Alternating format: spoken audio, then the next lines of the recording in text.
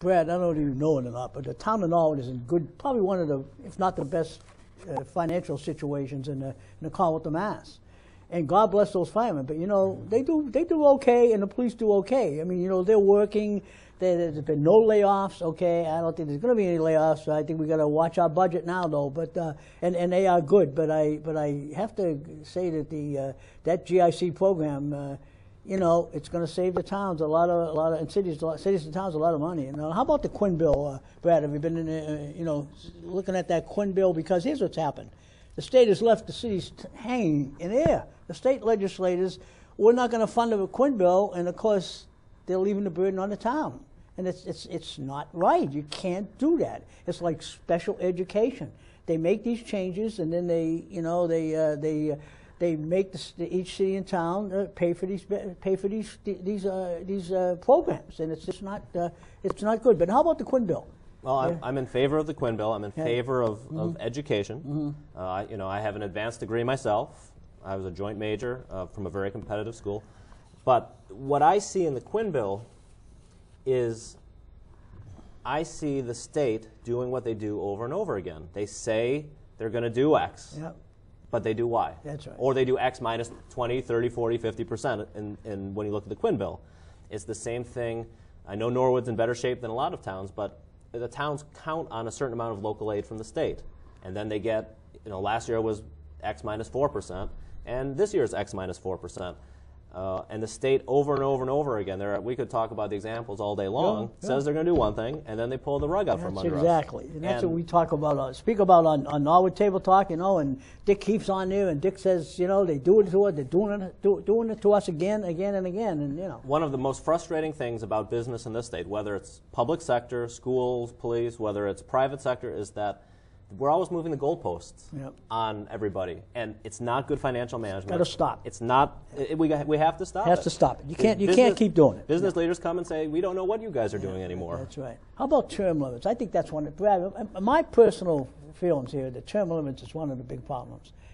Get in there, and they're in there for 15, 20, 30 years, and I think that's one of the big problems. What's your feeling? I think you would like to see term limits out there, Absolutely. Tom. No question about it. I think you should be reasonable about it. Let them go maybe 6 or 8 years or something like that, not cut it off in 3 or 4 years, but term limits, they go on, they get settled in. And well, I am in favor of term limits. I think they're a good thing. A lot of the Republican legislators in the state have term limited themselves. If they don't, if after 3 or 4 terms, you look at Louis Evangelitis, you look at Karen Polito, you look at Scott Brown, they basically term limited themselves by seeking another office. That's what you do. Right. And I look at it just as a business school case study. Incumbency is an inefficiency in the system of democracy. People bill up too much money, they have too many friends, and it's not representative, it's not for the people anymore. That's right. And we should get in for 3 or 4 terms. You know, I'm a business person. I didn't think I'd be doing this a couple of years ago, so I like to get in, try to make some positive change, and get out and let someone else have a chance. That's good. Texting bill, okay, this signed by the governor. We just discussed this again. We discussed this on Norwood Table Talk, and that's a good idea, but I don't think it went far enough. Okay, what's your feelings on that bill? Well, that this passed. Yeah, I think the texting bill was a no-brainer. Yeah. When you're texting, I read one study, you take your eyes off the road for 5 seconds. Yeah. If you pick up your cell phone, you take your eyes off the road for 1 second. So it's obvious. Now, I did notice, Tom, that I think the vote in the House was maybe 155 to 1. Yeah. I want to know who voted to not have the texting bill. Because you're saying the cell phone should be in there. Absolutely.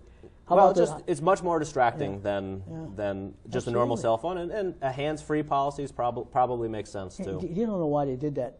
They didn't put the cell phones on. You don't know why they didn't do that. Well, some people think we shouldn't have seatbelts either. You know, where does the government control and the individual liberty start? That's the question. It's a tough question. It hasn't been solved in 234 years in this country, and we'll keep that tension going. Yeah, because it's just not good. We have about 5 minutes left, Brad. I'm looking at anything you want to bring up. I have casinos. You have jobs and education. Briefly, casinos. What's your feelings about casinos? Well, let me talk about casinos because I'm not anti-casino. I'm not pro-casino. I'm a free market economist. I think if somebody wants to build a casino, they should build a casino.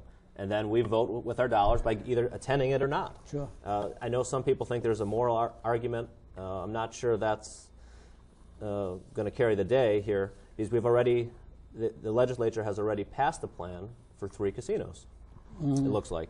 And what my biggest fear with casinos in Massachusetts is that the legislature, it's a Democratic majority, based on past experience, they will look at new tax revenue from casinos and say, we don't have to make the tough decisions that are needed right now to keep our state on the right path.